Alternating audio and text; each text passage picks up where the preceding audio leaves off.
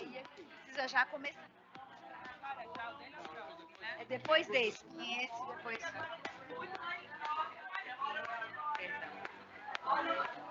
Ei, mas...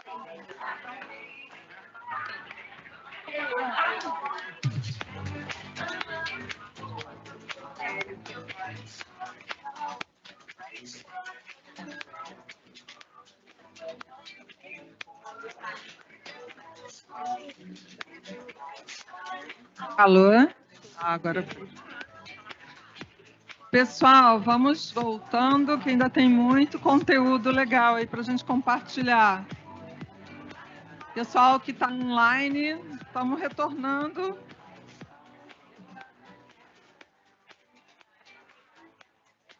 Não, você ocupem aqui, ó. Não precisa ir pro fundo, não.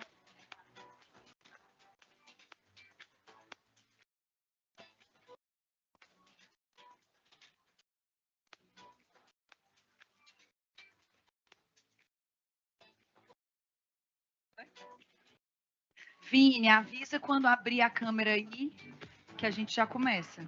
Vai abrir, avisa 1 minuto.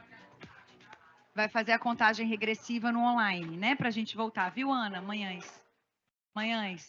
Vamos começar a contagem regressiva no online para voltar. Isso. Vamos lá.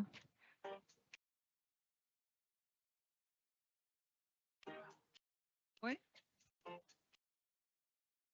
Vamos lá? Ok, pessoal, estamos de volta depois de um breve intervalo para um painel bem bacana, dando continuidade à nossa programação. Nós falamos, né, nas palestras anteriores sobre, né, a mulher que passa, né, por esse processo, por esse desafio. Muitas vezes, quando ela está amparada por um regime CLT, isso é mais teoricamente mais fácil, né? Mas a gente também quer dar um olhar para aquelas mulheres desbravadoras, empreendedoras. Então, a gente tem aqui a Sâmia, que é do Instituto Cuida, e a Andrea, que está representando a Functional Health aqui, falando sobre empreender com esperança, além do laço, um novo olhar para recomeços, né? Que eu acho que tem tudo a ver com o que a gente vem falando até agora, recomeços. Obrigada, meninas. Vamos lá. Bom dia a todas que estão aqui presentes, bom dia também a quem está na transmissão ao vivo. É uma honra, é um privilégio, é uma alegria poder contribuir com esse evento. Agradecer ao Hub Mulher, que é a minha porta de entrada para esse mundo desse coletivo. Agradecer também a Thaís, que aqui representa a casa que nos acolhe, a Apivida. Né? Temos, né, o privilégio de sermos conterrâneas, né? Então, assim, toda uma iniciativa que quando você começa a construir algo, vai muito para além do que você imagina onde vai chegar, né? E quem é essa que está falando? É a Sâmia Angelim. Eu sou dentista de formação, sou empresária e empreendedora, tá? Eu já estou como vice-presidente da rede como vice-presidente da Rede Coworking, presidente da ACI, que é a Associação Cearense de Inovação, e também como conselheira da ADBV. As minhas iniciativas como empreendedora estão ligadas a ambientes de inovação, que é o Espaço Cuida, Hub, e também o Cuida Coworking. Mas também eu tenho empreendido em startups na área de saúde e de tecnologia. Tá? E o que é que me conecta com todo esse movimento? Foi uma transição de carreira, né, que eu fiz lá atrás, porque como dentista eu tive a oportunidade de participar de um projeto com unidades móveis odontológicas, uma iniciativa do governo do estado do Ceará com o FECOP, que o objetivo era erradicar cáries em crianças de comunidades de faixa etária de 8, em torno de 4 a 12 anos, e 100% auditado, com muita transparência e com um foco muito grande realmente em gerar impacto e mudança de vida. E aquilo me mostrou que é possível fazer trabalhos sérios a partir de colaboração, que a gente precisa de estar sempre se reunindo com essa rede de apoio, e isso me levou à minha paixão, né? Foram 2 anos dedicados a esse projeto e eu vi que o que eu queria mesmo na vida era transformar realidades através da colaboração, através do olhar empreendedor e da inovação. Então, a Samia que começou com aquele olhar de projetos, porque eu fui fazer um MBA na área e vários cursos, né, correlatos, evoluiu para processos, porque a gente precisava ter metodologias para fazer as coisas acontecer, mas no fim das contas eu vi que é tudo e sempre será sobre pessoas. Então, nessa trajetória, eu cheguei no mundo da inovação e consegui, né, no período da pandemia, ter uma conexão extremamente assim transformadora do meu olhar, né, para um olhar de uma trajetória que era uma jornada muito da Samia para um olhar mais coletivo, através da Ana Paula Arbache, né, que me oportunizou viver grandes experiências, inclusive esta de hoje. Mas agora a gente vai se conectar com o tema do painel e vamos ter um privilégio de conversar com esta grande mulher, que o que eu mais amo da inovação é que eu conheci ela, se eu colocar em cronológico, uma semana, um pouco mais que isso. Mas, quando as conexões são de alma, parece que faz uma eternidade, né? Por quê? Porque foi tudo muito fluido, a forma como a gente construiu, o olhar que a gente queria trazer para cá, né? Esse olhar de recomeços, porque transições a gente vive o tempo todo, a gente só às vezes não está com consciência sobre isso. E trazer consciência faz com que a gente tenha uma intencionalidade e entregue melhor. Então, eu normalmente tenho o dever de casa de fazer uma pré-apresentação, mas, gente, o currículo dela, a jornada dela é tão incrível que eu vou dar para ela o privilégio de se apresentar. Seja muito bem-vinda, André Uchoa. Obrigada, pessoal. Bom, primeiro eu gostaria de agradecer o convite, né, do Knowledge Hub, agradecer o convite também, né, a acolhida aqui da Apvida, na Casa Apvida, a participação de todos vocês que estão aqui presencialmente, o pessoal que está em casa, né, nos assistindo. Então, realmente é uma grande honra estar aqui nesse encontro hoje para a gente falar de um tema tão importante, né, um tema tão relevante para a nossa sociedade. Então, fala um pouquinho do que é a tua jornada, né, como empresária, empreendedora. Fala um pouquinho para a gente entender um pouco mais dessa tua entrega, né? Legal. Bom, pessoal, eu estou na área da saúde há quase 30 anos. Fui executiva da indústria farmacêutica por 20 anos, trabalhando aí em grandes farmacêuticas multinacionais, como Roche, AstraZeneca, Johnson, Biogen. Tive aí uma passagem grande no mundo corporativo. Desse período de 20 anos, atuei 10 anos focado principalmente na área de doenças autoimunes e oncologia, participando fortemente ali também lançamento de produtos, novas tecnologias, né, na área de oncologia, atuando também dentro de grandes centros de referências, né? Quando a gente fala de oncologia, principalmente, a gente tem muitos centros de referências. Inclusive, teve uma pergunta de uma colega aqui perguntando, mas aonde vou fazer a lei valer, né? Eu acho que, sim, quando a gente fala de oncologia, tem muitos protocolos, centros de referências, que são os locais para você ir lá e buscar, né, o seu tratamento.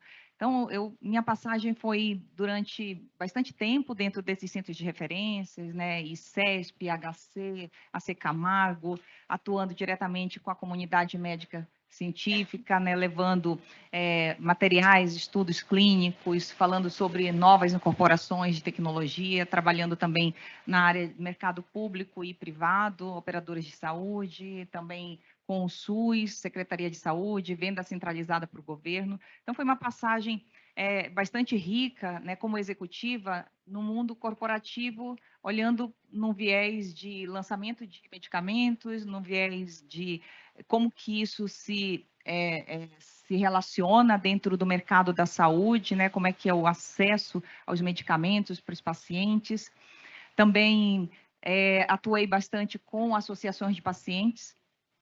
Na indústria farmacêutica existe também algumas áreas que são focadas para incentivar e apoiar projetos sociais nas ONGs, nas associações, né? Atuei em alguns deles, para fortalecer a comunidade mesmo, né? Essa comunidade dentro dessas associações, para formar tanto a parte de conhecimento, quanto apoio social para um apoio psicológico, né, para projetos voltados para esse enfrentamento da doença, né, e o apoio para essas comunidades, né? A indústria farmacêutica também apoia isso, tem sempre um cuidado muito grande com a LGPD, né, porque como executiva da indústria farmacêutica a gente não podia falar com o paciente, a gente não podia se relacionar com o paciente.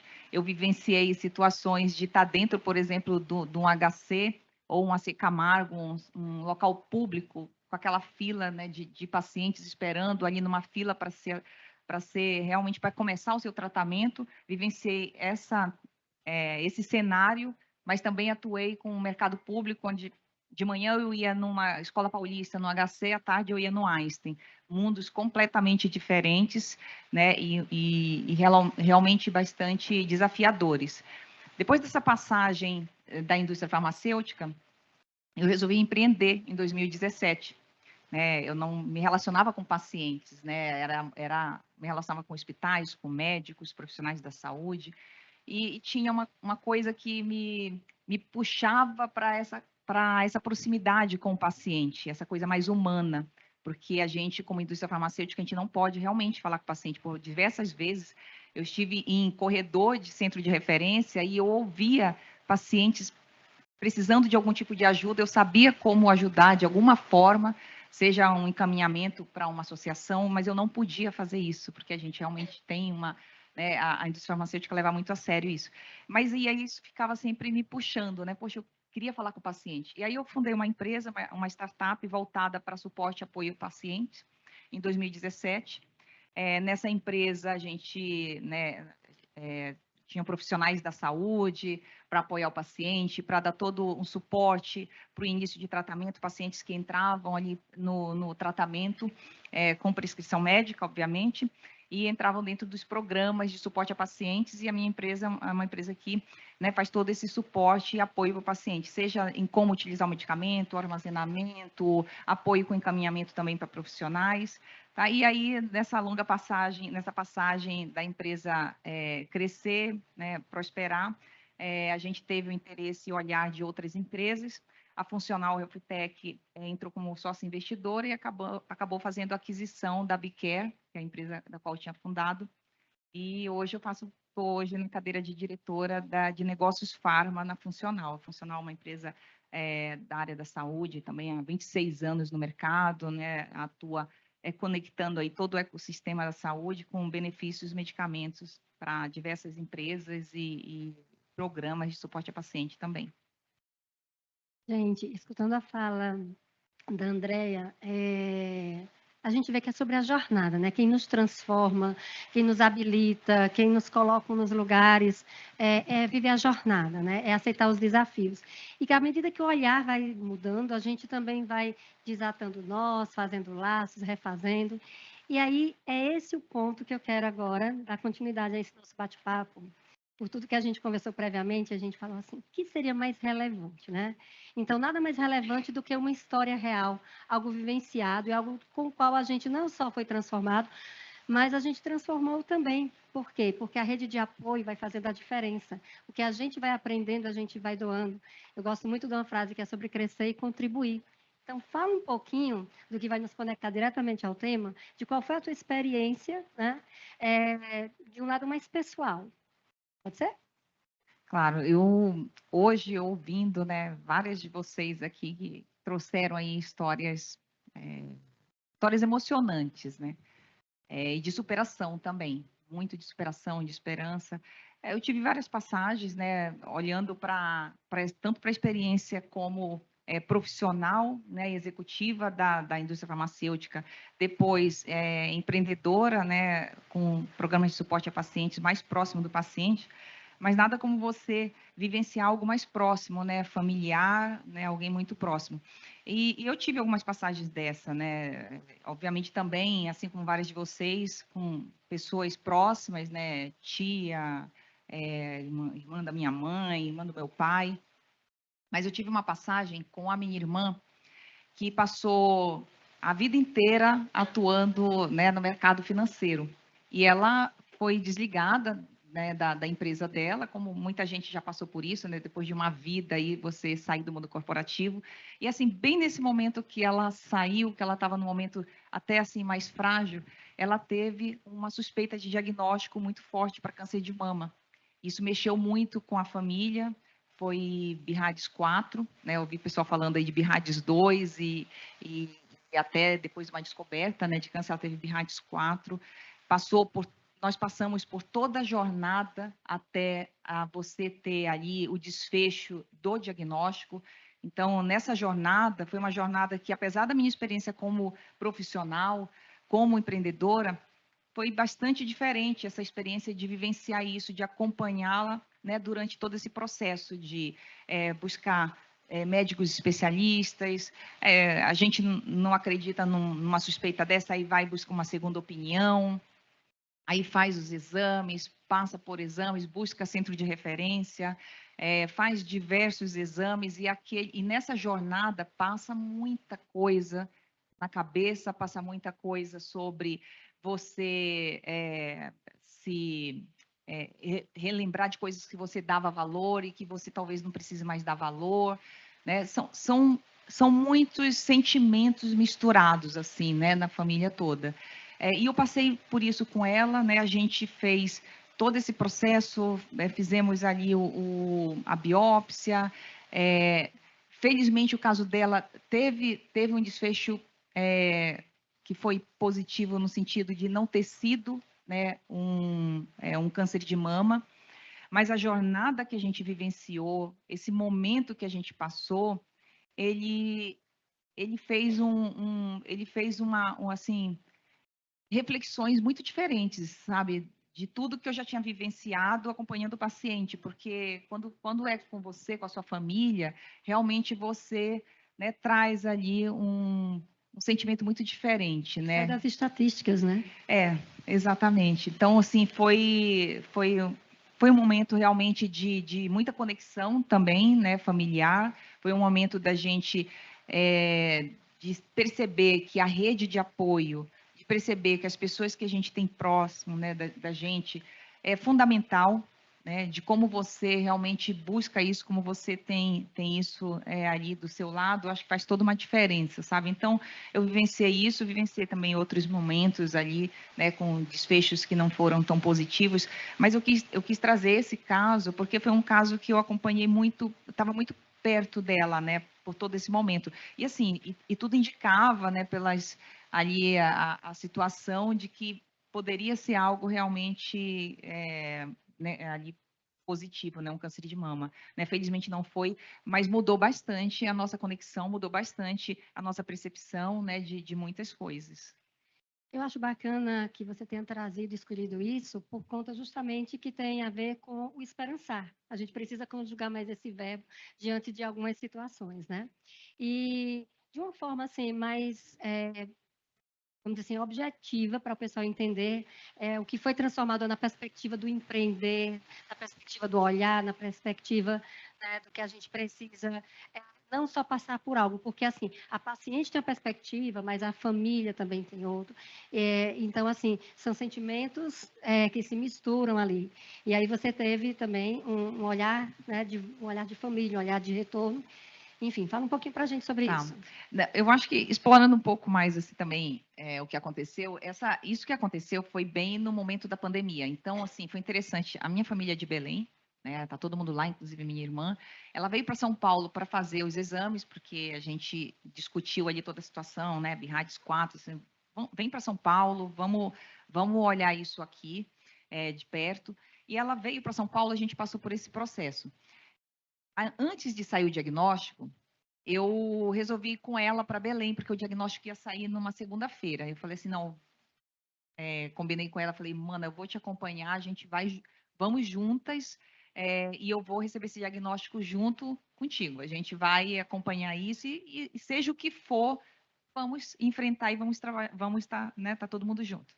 Eu peguei o voo para Belém e aí foi aquele final de semana que fechou todo o aeroporto, que não tinha voo, que veio a pandemia, e aí eu estava lá em Belém presa, que eu não podia mais voltar porque ficou, né? Acho que todos vocês lembram aí assim, foram meses a gente naquele lockdown total, né? E aí eu estava lá em Belém e a gente recebeu o resultado, graças a Deus, foi muito bom, né? Não foi diagnóstico, não teve o diagnóstico, mas aí eu me vi numa situação que eu estava agora, eu não conseguia voltar para São Paulo. Andréa, essa fala, eu sempre me emociono, porque é sobre os laços de amor. Tem proposta de você ter ficado, né? tem muita proposta. E aí, nesse momento, assim, não vou ficar me alongando aqui na história, porque eu acho que todos vocês viveram essa história da pandemia, né? Muita gente viveu, foi muito forte com todo mundo.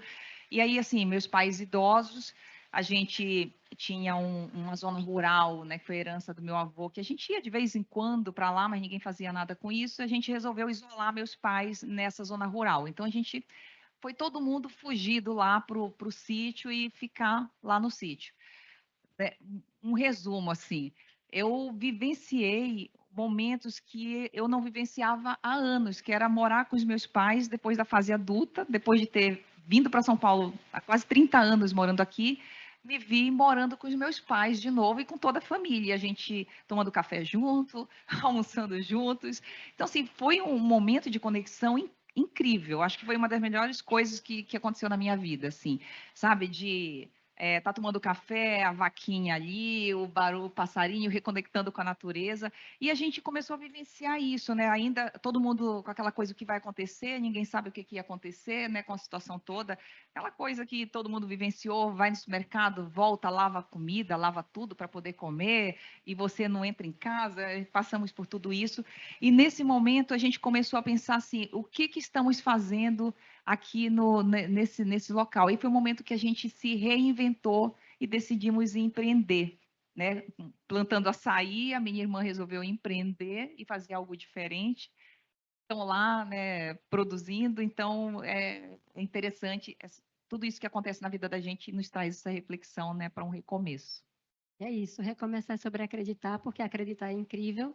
O diagnóstico não nos define, como já foi falado aqui, né? E o que fazemos sobre o que nos acontece é que muda a nossa história. Então, muito obrigada por esse momento que tivemos aqui de oportunidade de estar compartilhando isso e convidar todo mundo a conjugar juntos esse verbo esperançar e fazermos a diferença por estarmos sempre juntas, construindo o coletivo de mulheres, né? E essa rede de apoio. Muito obrigada. Obrigada a todos.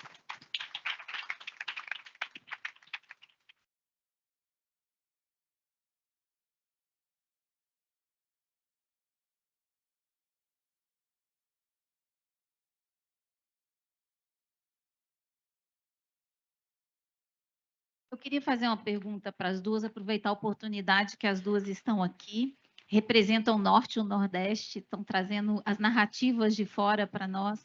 A Andréia conheço muito bem e a Sâmia conheci na pandemia, ambas. Vejo a trajetória da Andréia muito diferenciada, também foi minha participante no programa de liderança na Inovadora. Ela fez o ciclo completo da inovação, né? Desde a ideação, a criação do negócio e a saída para uma grande empresa, né? Andréia, queria 2 ou 3 dicas dessas mulheres que empreendem, estão em tratamento de câncer de mama. Igual a Deise falou, olha, junta dinheiro, porque quando você não está dentro de uma empresa, às vezes você vai precisar da sua poupança. E a Sâmia Idem, que é da área de inovação, a investidora de startups, como que vocês sustentam essa jornada caminhando aí no empreendedorismo que é de risco total? A gente sabe que empreender traz risco, traz falência, traz dívida, mas traz sucesso também. Mas não é uma jornada fácil. Então, para as mulheres que estão aqui empreendem, 2 dicas práticas para cada um. Bom, acho que, rapidamente, acho que buscar apoio, buscar um network realmente que te ajude, sabe? Essas conexões, de fato, faz toda a diferença, né? Todo mundo sabe, a gente tem que ter muita resiliência, as coisas não acontecem do dia para a noite. Nessa jornada teve muita dificuldade, momentos que você pensa em desistir, sem dúvida, mas principalmente eu diria assim, apoio, sabe? O apoio de você buscar, você não conhece aquilo, algum lugar vai conhecer, então busca um profissional, pesquisa quem conhece, se conecta com essas pessoas que conhecem empresas, empreendedores, tem muita coisa nesse sentido no mercado, sabe? São especialistas, pessoas que você pode conversar, e eu percebi que esse papo, esse café que a gente toma com alguém, tira uma ideia daqui, busca uma conexão, isso faz toda a diferença para a gente ganhar força e seguir na jornada. Eu vou pegar o gancho do café, porque eu digo que é o meu indicador de sucesso, né? Quantas xícaras de café eu tenho tomado com empreendedores, mulheres, com pessoas que podem, às vezes, uma ideia, ou então uma indicação, ou então um link de alguma pesquisa, enfim. A informação hoje está muito democratizada e acessível. O nosso maior desafio é filtrar. Né? Então, o que eu oriento é que vocês procurem essas referências. Tem muitos centros assim, que inclusive hoje em dia o grande diferencial do mundo do empreendedorismo é o collab, né? A colaboração, essa capacidade de ir para além do criativo, do querer fazer sozinho.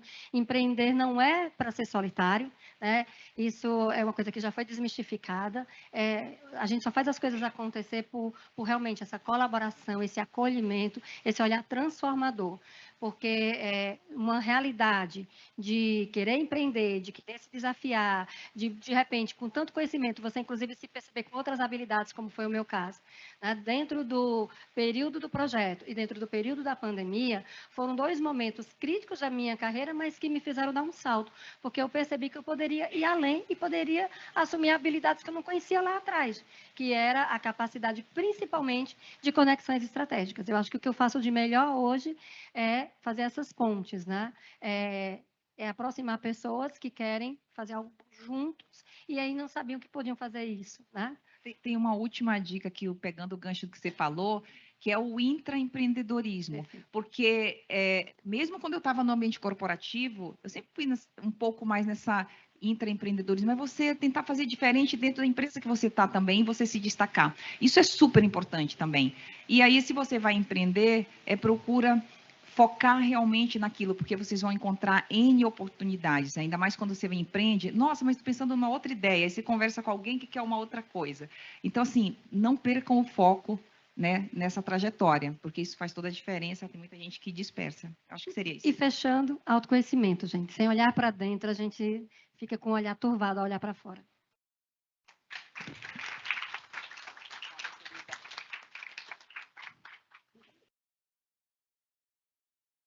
Obrigada, Sâmia. Obrigada, Andréia. Não sei se tem alguma pergunta. Tem uma pergunta As perguntas estão chegando aqui meio fora da ordem da coisa, mas eu não queria deixar de fazer. Acho que talvez a doutora Adriana possa ajudar. Além da mamografia, existem outros exames que ajudam na detecção precoce do câncer de mama? Bom, vamos lá. Existem, sim, a gente tem ultrassom, a ressonância magnética e a mamografia. São os 3 principais exames de imagem. A Nina falou da questão da biópsia líquida, que está numa fase já bem avançada e provavelmente a gente vai começar a usar isso, que é a pesquisa de DNA do câncer, né, de DNA oncológico na circulação. Então, isso é uma realidade, mas ainda não está na prática clínica. A mamografia, ela é o exame principal, então se você só puder fazer um que seja a mamografia, mas sem dúvida, quase caí. Sem dúvida, a ressonância e o ultrassom, eles são complementares e podem agregar bastante, sobretudo a ressonância, porque a ressonância, ela tem um tipo de análise além do que simplesmente a parte anatômica. Ela consegue avaliar o padrão de captação de contraste de diferentes lesões. E o padrão de captação é muito diferente de uma lesão benigna ou de uma lesão maligna, justamente porque o câncer tende a ser muito vascularizado, então ele capta rápido o contraste e libera rápido. A gente chama isso de curva em washout. A ressonância, eu não acho que ela vá substituir a mamografia, mas até pelo custo, né, pela questão de ter o contraste, enfim, mas sem dúvida, hoje a gente sempre que pode usa as três armas aí, tá bom? Doutora Adriana, tem algum milagre para mudar esse exame de mamografia? Tem o quê? Desculpa, quem estava... Tem algum milagre para mudar esse exame? Porque é chato, né? Vamos combinar? É chato. É verdade, é um Tem exame... nada programado? Então, tem um trabalho, outro Pelo dia eu vi amor que tem um trabalho da Poli, na realidade, desenvolvendo a mamografia, mas com menos compressão. Ainda é uma coisa que também está em fase de estudo, e eu concordo com vocês, é um exame chato. E às vezes eu ouço coisas do tipo, aposto que foi um homem que inventou a mamografia. Mas eu vou ser bem sincera, que nessa hora eu falo, então a gente precisa agradecer a esse homem. Porque por mais chato que seja, realmente é um exame que salva vidas, que faz muita diferença. E só para rapidamente falar em relação ao desconforto todo da mamografia, sabe que existe um trabalho muito antigo de uma enfermeira, não lembro exatamente de onde ela era, mas, enfim, o que ela fez? Ela acompanhou pacientes no momento do exame, da mamografia, e deixavam com a paciente o pedal de compressão. E diziam, comprima até onde você acha que está tudo bem. E o que ela verificou? Que quando as pacientes comprimiam, normalmente elas comprimiam muito mais do que realmente precisava. Mostrando, não estou dizendo que o exame não é desconfortável, mas mostrando que parte do desconforto vem pela insegurança e pelo medo. O medo se vai doer, o medo do resultado, né? Ter alguém que está apertando a sua mama, né? Apertando um botão lá que vai esmagar. Então, é muito importante também que a gente fale para as outras mulheres. É desconfortável para umas mais, para outras menos, mas talvez não seja esse horror, né? Eu fui fazer uma mamografia uma vez, a técnica não sabia que eu era médica, muito menos mastologista, e ela falou para mim, nossa, chato esse exame, né? Mas precisa fazer, então eu vou ter que apertar. Eu falei para ela, posso te dizer uma coisa? Nunca fiz isso para paciente antes dela fazer o exame, porque eu sei o que é o exame, é o meu dia a dia, mas a paciente vai embora, não volta nunca mais, né?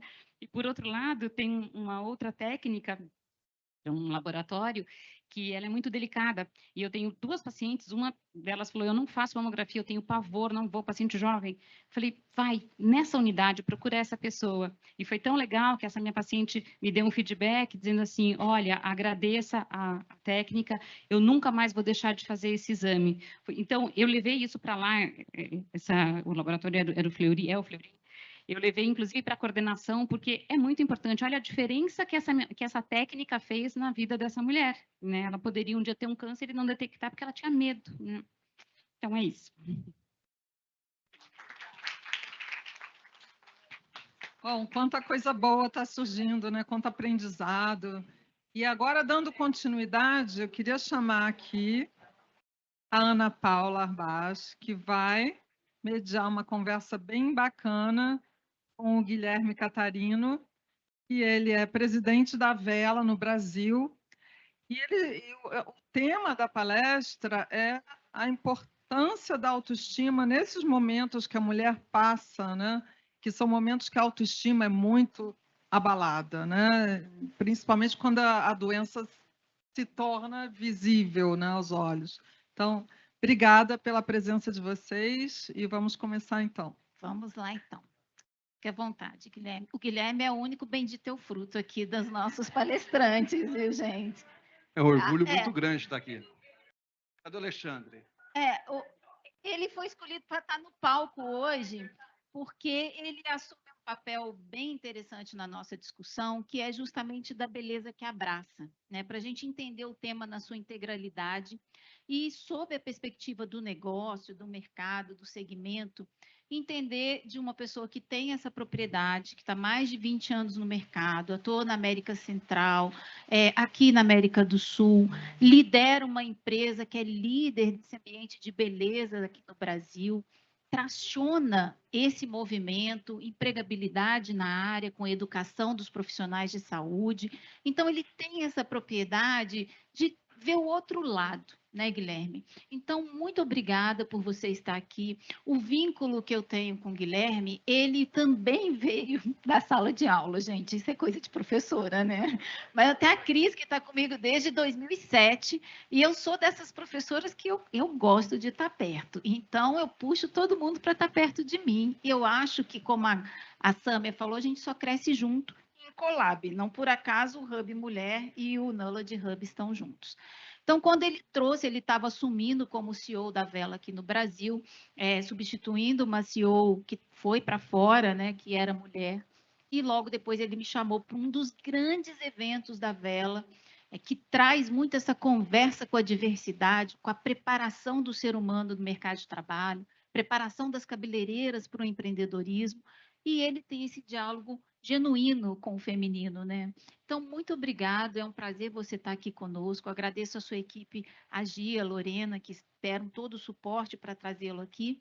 e queria conversar começando sobre isso, né? Com a sua propriedade que você tem do segmento de beleza. A gente sabe que esse segmento, ele paira aí questões de tabu, de preconceito, de padrões, né? Eu escrevi o livro da FGV de diversidade, e a gente tem a questão da diversidade etária, mas também tem o contraponto, né? E quando uma mulher está no tratamento de câncer, pode ser que ela mude a sua estética, né? Pelos efeitos do tratamento. Como é hoje que a indústria da beleza está olhando para esse discurso, Guilherme? Como que você acha que a gente está se movendo nesse sentido? Então, primeiramente, eu queria agradecer estar aqui representando a Vela, e agradecer ser o único homem aqui também. Eu quero que todos nos vejam aliados, tá? Aliados ao desenvolvimento da carreira feminina, aliados àquele sofrimento que muitas vezes só a mulher passa, entre essa ambiguidade de como ser em casa, como ser no trabalho, como ser no dia a dia da vida. Então, obrigado pela oportunidade de estar aqui falando um pouquinho, obrigado pelo Ruby Mulher. Foi um prazer ter tido você como professora. A gente aprendeu bastante e eu acho que esse link de, como é que a gente pode dizer, de respeito, de confiança, ele cria entre aluno e professor, e com o tempo a gente vai aprendendo entre nós. E eu aprendi muito nesse pequeno momento que eu estive aqui com vocês. Assim, eu aprendi muito mais aqui nessa última hora do que eu acho que eu aprendi a minha vida inteira a respeito dessa sensibilidade, do que alcance, do que pode impactar o dia a dia da mulher. Então, acho que queria começar por aí.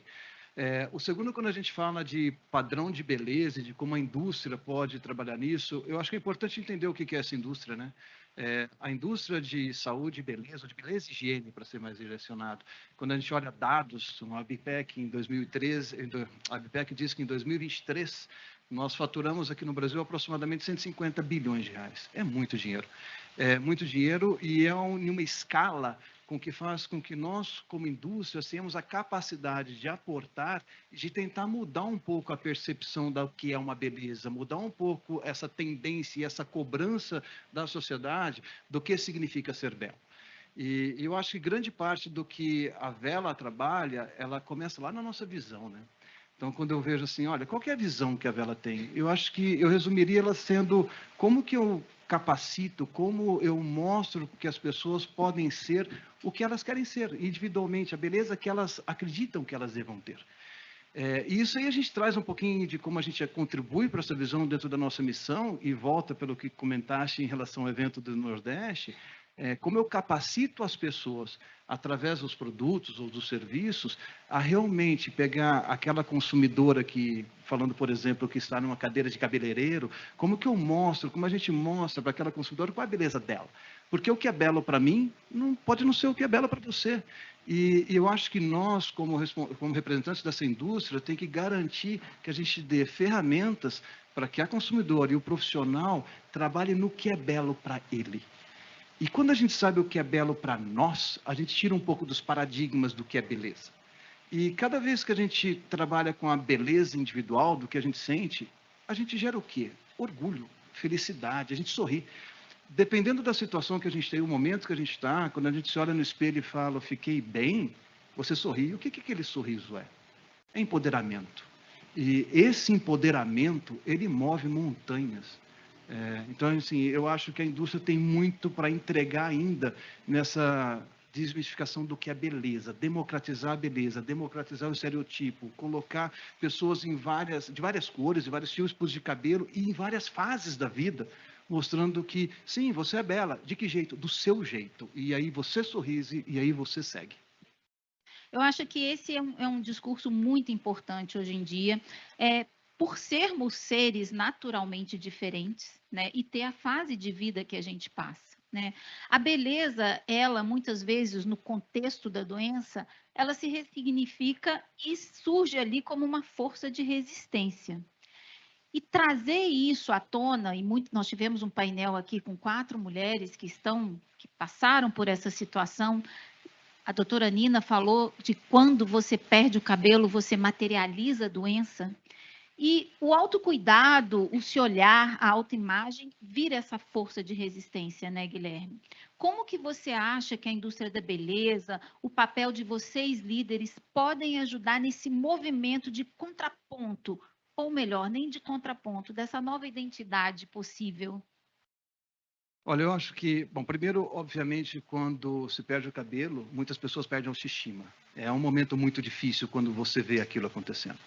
E eu acho que as indústrias como um todo, e eu vou falar um pouquinho da Vela, a gente trabalha com cabelo no dia a dia, é como a gente pode facilitar um processo tão difícil.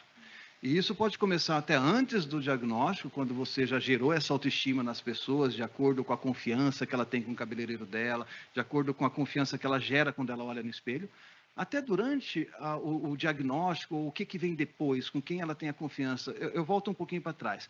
Coisas simples podem ajudar a transição. Como fazer o corte de cabelo no antes? Como cuidar do couro cabeludo no durante? E como garantir que você se veja bela no processo e no depois? Se você tiver dentro da sua história passada um seu cabeleireiro de confiança, a sua, que é aquela rede de apoio, a rede de apoio passa pelo profissional que cuida do seu cabelo também, e que você cria esse link de dividir, de saber, olha, esse vai ser o processo do antes, do durante e do depois, porque tem um depois, e olhar no espelho e falar assim, eu estou feliz com o que vem depois. Agora, obviamente, o durante, cada um tem que se sentir feliz da maneira com que consegue ser feliz. Então, ter acesso a perucas, por exemplo, que a gente fez no ano passado alguma coisa com a Amor e Mechas, que era recolher cabelo para confeccionar perucas para as pessoas que estavam no momento. Nem todos têm acesso à peruca. Um lenço bonito que te gera a tua moda, que faz com que você, dentro daquele momento difícil, se olhe no espelho e sorria. Porque olhar no espelho e sorrir é confiança. E, gente, de verdade, confiança é poder. Então, parar de olhar o estereotipo de que beleza é o que se vê, beleza é o que se sente. E a beleza, a nossa indústria de beleza, ela não é para vender somente produto para cabelo, maquiagem, tintura, produto para unha. É para vender saúde. Porque a beleza traz autoestima e traz saúde. E é muito importante a gente ter isso em mente. E esse é um passo, né, Guilherme? A gente está tratando de uma mulher que trabalha, que gera renda, que consome e que se vê diante, igual muitas falaram aqui, do buraco do diagnóstico, da narrativa da perda, do desespero, da janela aberta, se vou pular ou não. E a gente precisa construir essa narrativa da jornada, como você trouxe aqui, né? Você disse que a Vela tem feito esse trabalho junto também de ONGs, hoje a gente tem a Dose de Amor aqui conosco. Como é que você acha que a gente pode impulsionar mais essas narrativas, tanto do olhar, por exemplo, nós tivemos aqui colaboradoras da Apvida que fizeram quimioterapia trabalhando. Essa mulher que trabalha, unindo toda a virtude da narrativa da beleza, como que você vê que isso pode gerar aí a virtude desse processo? Primeiro, eu acho que é agradecer para aquelas ONGs que realmente olham para isso com cuidado, porque não é um trabalho fácil. E muitas vezes não é reconhecido. Então, a primeira coisa eu acho é reconhecer que tem muita gente que faz um trabalho muito bom e que merece atenção e aporte das grandes indústrias para garantir que isso ganhe escala. E as indústrias necessitam ajudar para que isso ganhe escala. Eu acho que esse é um primeiro ponto. O segundo ponto, eu acho que a gente tem que começar de dentro. O que acontece dentro da tua casa, primeiro. Quem já passou por isso, acho que a maioria de vocês já passaram. Eu não passei por isso, mas minha mãe já passou por isso. Não foi um câncer de mama, foi uma melanoma de pele. E a família é impactada. Ela tinha que trabalhar, eu tinha que trabalhar, meu pai tinha que trabalhar. É um impacto em toda a família da preocupação do que pode acontecer amanhã, porque o medo é da dúvida. O que vem amanhã? E aí aquela, não vou dizer a palavra loucura, mas aquela tensão de querer olhar nos sites, que deixa eu ver aqui o que acontece. E normalmente vai ser sempre aquele pensamento ruim, vai acontecer coisa ruim. Quais são as histórias boas? E tem muita história boa para te trazer para o lado positivo da vida. Então, eu acho que primeiro o seu ambiente familiar tem que te trazer para o lado positivo, sabe? Não tem que sair do loop negativo. Vamos entrar no loop positivo. É muito fácil entrar no loop negativo. Tem que entrar no loop positivo. Saindo da casa, eu acho que é a empresa. E a empresa não constrói o seu equity ou a sua cultura no dia da crise. A empresa constrói antes. Então, como que é a conversa com os funcionários? Com seus colaboradores. Qual é a maneira com que você flexibiliza o dia a dia? Eu não estou falando de home office, eu estou falando de flexibiliza o dia a dia, o seu trabalho, te dá mais liberdade de fazer as coisas da maneira com que você desempenha bem. Assim, e não é simplesmente questão de disciplina e para quem você reporta. Você se sente bem onde você está? Você conseguiu criar um ambiente que você chega segunda-feira feliz para trabalhar, assim como você deve ir sexta-feira feliz para casa, para cuidar da tua família? Se esse ambiente se cria, você criou uma coisa chamada confiança. E na hora que você tem a confiança, quando tem um PAC, você sabe que a pessoa não vai te abandonar. Você sabe que a empresa não vai te abandonar. Então, acho que a primeira coisa é escolher bem onde a gente trabalha, onde a gente se sente bem, onde a gente é respeitado, onde a comunicação flui de uma forma positiva, onde tem uma coisa por propósito. E na Vela, o propósito, obviamente, a gente quer vender produto, a gente quer ganhar market share, mas como é que a gente chega ali? A gente chega ali com um sorriso na cara do consumidor. Como é que o sorriso chega na cara do consumidor? O produto chegou lá e a gente tem que saber que o que a gente está fazendo é levar felicidade para o povo. Quando você consegue construir esse caminho dentro da tua organização, as pessoas não trabalham mais para vender caixa. Elas trabalham para criar felicidade, elas se sentem acolhidas. E aí, no momento de crise, ela sabe que você não vai abandonar. E as empresas deveriam ter a obrigação de dizer, não vou te abandonar. Porque você está aqui no momento difícil, fácil, mas você também está aqui no momento difícil. E dá a flexibilidade para a pessoa continuar contribuindo. A gente tem, então eu já tive dentro de casa, e a gente tem dentro da Vela. A gente tem dentro da Vela funcionários e funcionárias que passam ou passaram pelo processo de câncer, e aqueles que têm o familiar que está passando. E a gente tem que ter atenção exatamente igual para os dois, porque dói nos dois.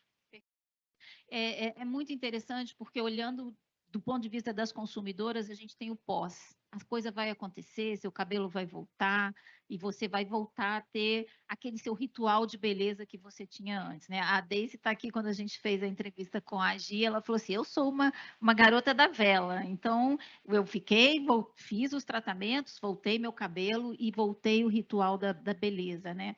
Esse olhar por pós, ele ajuda a gente também a tratar o durante, como você falou. Agora, eu quero fazer uma pergunta para você, porque o Guilherme foi um dos líderes, dos poucos líderes que queriam se inscrever num programa de liderança feminina, para conhecer como é você liderar um universo feminino. Muitos homens não gostariam de estar no seu espaço hoje tratando de um tema tão delicado, justamente pelos tabus.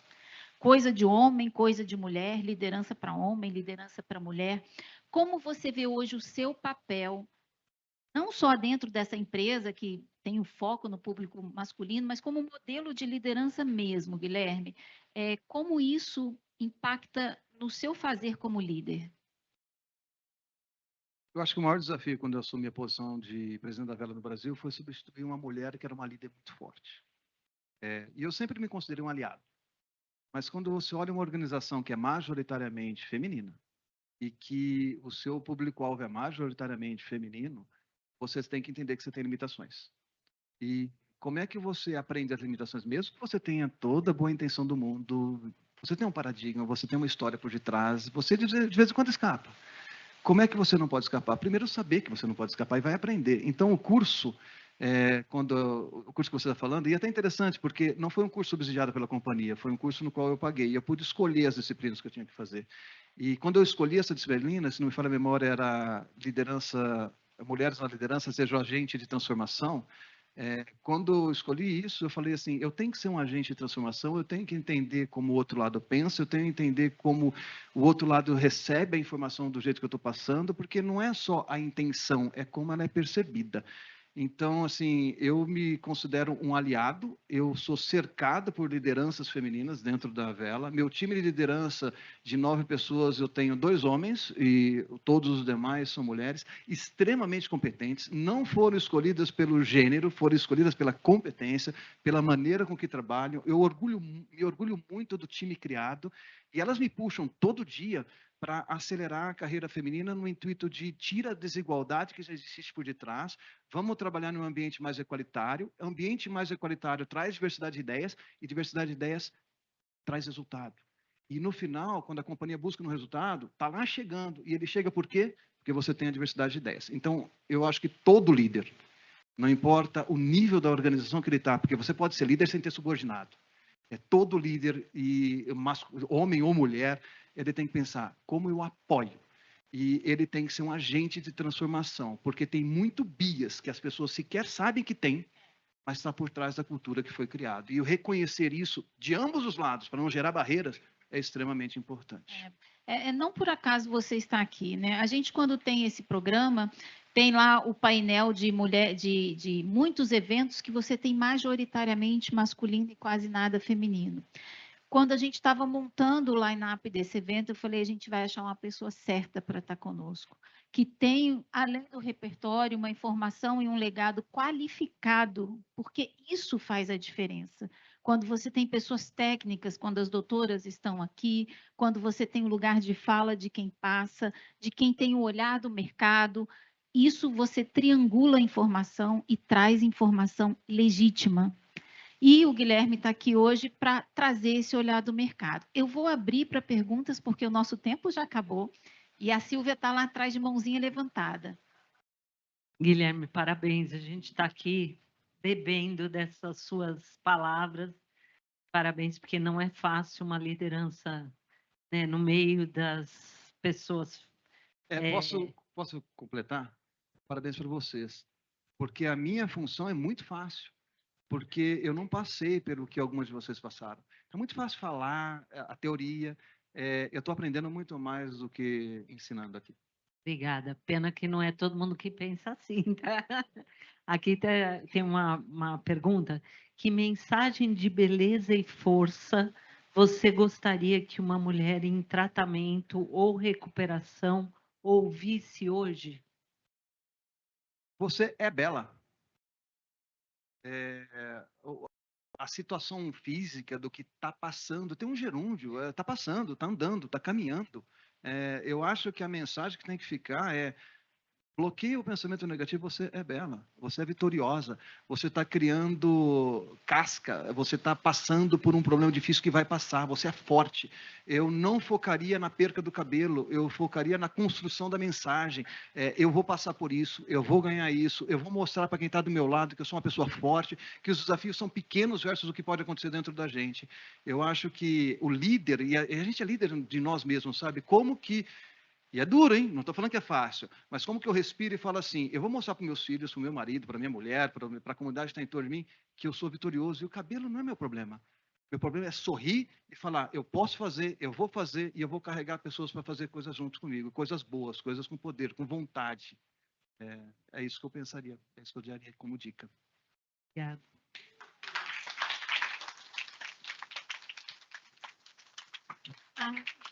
Acabou. Alguém aqui, só dá uma chance de uma pergunta, alguém da plateia?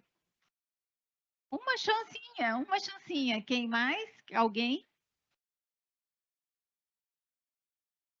Vou passar para a doutora Nina. Bom dia. Eu tenho uma pergunta que eu não sei nem se tem realmente uma resposta, mas você, como presidente de uma grande empresa, onde devem ter milhares de, centenas de colaboradores, eu acredito, existe alguma iniciativa de dentro da empresa no apoio a essas mulheres que estão passando por esse momento? Porque eu vejo, às vezes, assim, quando a gente está trabalhando numa grande empresa, em que a gente tem, no caso da gente, os beneficiários, você, os clientes, né, a gente acaba focando muito, né, no cuidado de fora. E eu queria saber se existe alguma iniciativa de dentro da empresa da Vela com relação às mulheres, né, colaboradoras que estão passando por esse momento. Eu acho que uma iniciativa específica de mulheres que estão passando por câncer, a resposta seria não. Agora, ela tem uma iniciativa no ponto de vista de como que eu cuido dos colaboradores e como eu acelero a carreira da mulher. E dentro do contexto de como eu cuido dos colaboradores e como eu acelero a carreira da mulher, ela entra as variantes. Olha, eu estou num momento difícil, ou com meu filho ou comigo mesmo. Eu necessito de um espaço para respirar. Existe a confiança para que esse espaço seja criado. E existe a confiança de que a gente sabe que a pessoa vai entregar o máximo que ela pode, e ela sabe que a gente vai entregar para ela o máximo que eu posso. Então, quando você cria esse vínculo de confiança, fica muito mais simples. Eu não vou dizer que em algum momento não exista o oposto, mas a gente sempre trata de unir, porque existe a confiança que existe um ambiente familiar. A gente brinca dentro da Vela que a gente é um Vela Family. E o Vela Family significa aquela relação de família em casa, que às vezes tem atrito, mas é um Vela Family. A gente se gosta, a gente se conhece, a gente tenta expandir essa cultura do Vela Family, não só entre os colaboradores, mas entre os cabeleireiros que estão em torno. Então, acho que a parte da resposta é: a política existe no como eu cuido, é a cultura. É a cultura de se sentir acolhido, de ter a confiança, para que quando acontecer algo que não é bom, e pode estar fora do vocabulário que não seja bom, eu posso chamar a Lorena, que é minha RH aqui, e falar, Lorena, eu não estou legal, está acontecendo isso para mim. Eu sei que existe a confidencialidade dentro daquilo e que ela vai dar a tratação de maneira que eu sinta muito confortável. Só uma curiosidade, e pegando o Hub Mulher, Guilherme, ele nasceu 3 meses depois que a minha irmã faleceu de câncer, mas não foi de câncer de mama. E a força que eu tive para criar essa comunidade foi de muitas amigas minhas que se reuniam em torno de mim. Eu dou aula na FGV há quase 20 anos, fazia muita mentoria no PMI, e a gente resolveu juntas fazer o primeiro evento de mulheres líderes do Brasil. A minha irmã faleceu em janeiro, em março eu estava colocando um evento com mais de 200 pessoas dentro da OI para discutir a liderança feminina no Brasil. Então, essa do dia, do pós, a gente faz se a gente tiver coragem. Então, vamos em frente. Muito obrigado por tê-lo conosco. Muito obrigado pela oportunidade.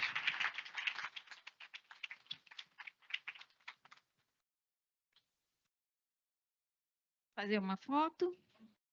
Muito obrigada. Acho que foi sensacional esse depoimento. Então, em retribuição, que a gente não ia dar o kit de shampoo da vela para você, né? Então, e o livro? Obrigada.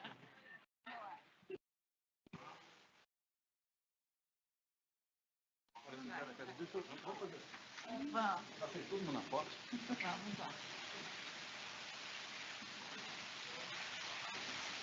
Obrigado. Obrigada a toda a equipe da Vela, gente. Muito obrigada. Quanta coisa bacana a gente está escutando aqui hoje, né? Eu espero que vocês estejam aqui, o pessoal que está online também esteja aproveitando. Bom, dando continuidade aqui ao nosso evento, a gente agora vai fazer um painel com um olhar integrativo, né, à questão do câncer de mama e em geral. Então, eu queria chamar aqui ao palco, primeiro a Andréa Silvério, que vai mediar esse painel. Andréa? Vamos lá. E chamar também a Andréa Del Bianco, que é nutricionista. A gente falou bastante aqui, né, nas outras palestras sobre a importância de uma alimentação balanceada. A Daniele Souza, que trabalha, né, no AC Camargo, dando apoio, né, a pacientes oncológicos.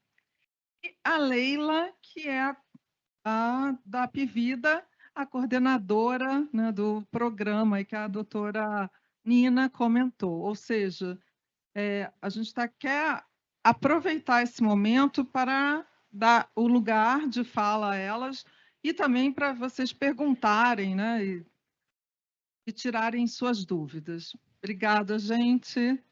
Vamos lá, Andréia. Obrigada, Ana. Nossa, que manhã a gente está tendo, né? Guilherme e Ana, esse último foi muito emocionante para tudo. Bom, não, primeiro é um prazer. É um prazer ser mediada desse painel. Primeiro, bem-vindo para todo mundo, o pessoal de casa, para o nosso painel Bem-Estar em uma Visão Integrativa. Só queria dizer que é o painel onde a gente vai falar e vai integrar diferentes expectativas sobre nutrição, sobre psique, sobre a enfermagem. Né? Falaremos de orientações práticas que aumentam a adesão ao tratamento, a segurança e o bem-estar das mulheres que têm tratamento de mama, né? Apoiando a autoestima, retorno ao trabalho. Assim, nosso painel vai falar de cuidado emocional, nutrição e acolhimento clínico para uma boa qualidade de vida e empregabilidade. Quero agradecer a Andréia, a Dani e a Leila. Né? O nosso painel vai ter 3 blocos e de 30 minutos. O primeiro bloco, o tema é primeiros dias pós-diagnóstico, o próximo tratamento e rotina, e finalizamos com o tema família e trabalho. Vocês podem fazerem perguntas no final de cada bloco, a gente deixa para o final. Porque são temas diferentes, a gente vai se adaptando. Vamos iniciar? Vamos lá, Andréia. Andréia e Andréia, cheio de Andréias hoje. Vamos lá, nutricionista. Andréia, Como organizar melhores opções de alimentos e ajuste de hábitos alimentares que minimize os sintomas iniciais para começar bem? Oi, gente, é uma honra estar aqui. É bem gostoso ver o depoimento das pessoas, né? Pegar essa visão mais global disso tudo, né? E aí, da parte da nutrição, é importante observar que a nutrição ela tem um papel diferente, né? No início, no durante e no depois, né? E quanto melhor você chega para começar o tratamento, né? Quanto mais forte você está, um bom aporte de proteínas, de vitaminas, com uma imunidade boa, melhor é o tratamento, né? Então, esse momento inicial é como assim, vamos preparar o solo para começar a plantar e o negócio produzir bem, né? Então, tentar se organizar, pegar as orientações direitinho e tentar organizar no dia a dia para que tenha disponível isso, né? Para facilitar a nossa vida ao máximo. Porque vai ter dia que a gente não vai estar legal para fazer uma comida, né? Então, quanto mais eu consigo deixar organizado as coisas numa geladeira, no armário, numa lista de compras, mais fácil de você conseguir seguir com esse plano, né? E melhor você vai se sentindo, né?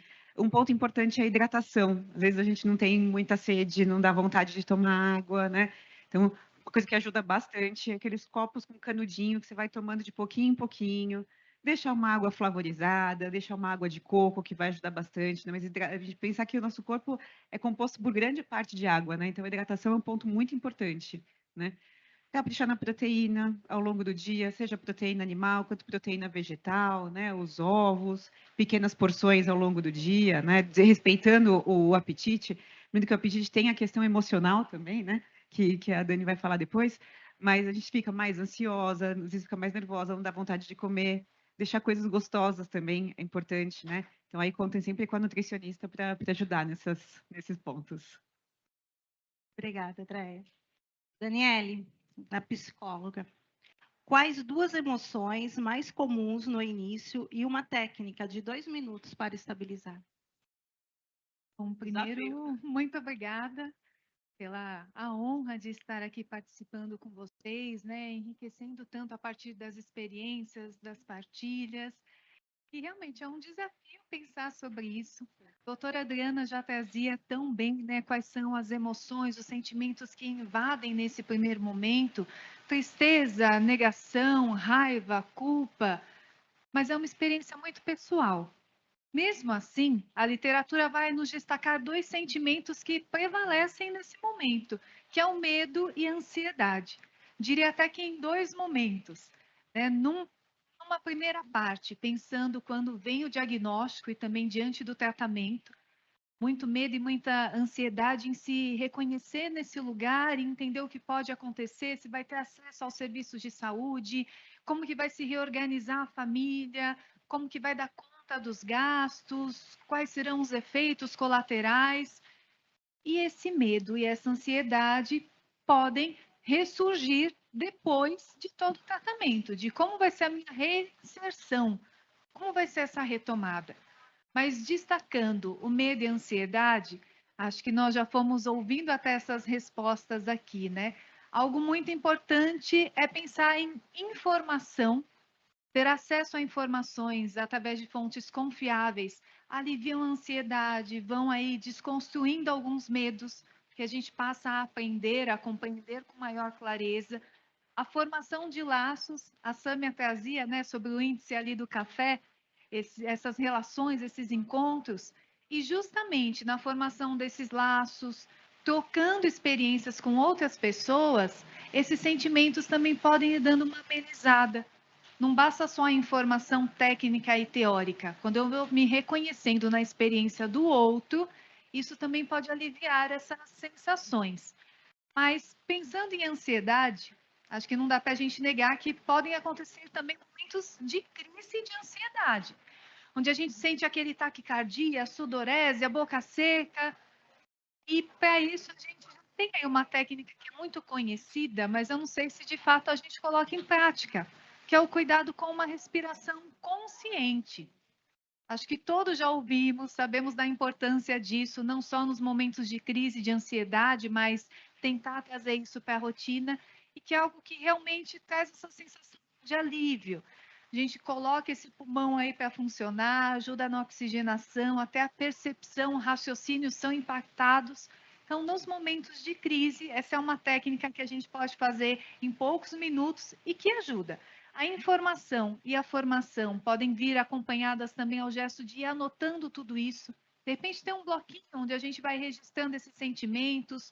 Quando a gente dá forma para isso, de alguma maneira, é como se toda essa fantasia que nos assusta muito fosse colocada dentro de um espaço determinado. A gente enxerga um pouquinho do tamanho daquilo. Isso já traz um alívio.